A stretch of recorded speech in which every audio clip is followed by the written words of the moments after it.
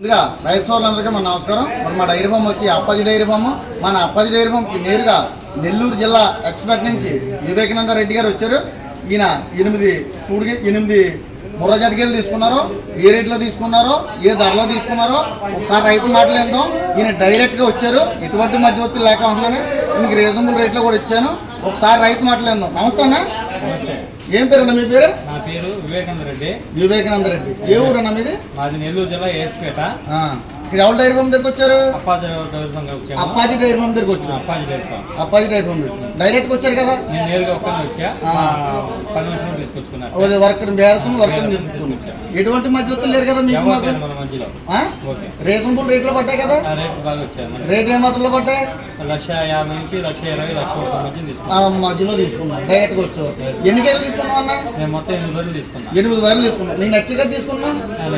ఎటువంటి ఇబ్బంది లేదు కదా? ఎవరైనా తీసుకోవచ్చు కదా మన డైరీ ఫామ్ లోని? చూడండి, అప్పాజీ డైరీ ఫామ్ కి నేరుగా నెల్లూరు జిల్లా నుంచి రైతు వచ్చాడు. ఈ రీజనబుల్ రేట్లో ఇచ్చారండి. వర్షాకాలం వచ్చింది కాబట్టి రీజనబుల్ రేట్లు ఇచ్చారండి. మీకు ఎవరికైనా ముర్రా జాతికేలు కావాలంటే నేరుగా మన డైరెక్ట్ రాజమండ్రిలోకి వచ్చి ఫోన్ చేస్తే నేను రిసీవ్ చేసుకుంటాను. ఓకే అండి, థ్యాంక్స్ అండి. సక్సెస్ మళ్ళీ రావాలి.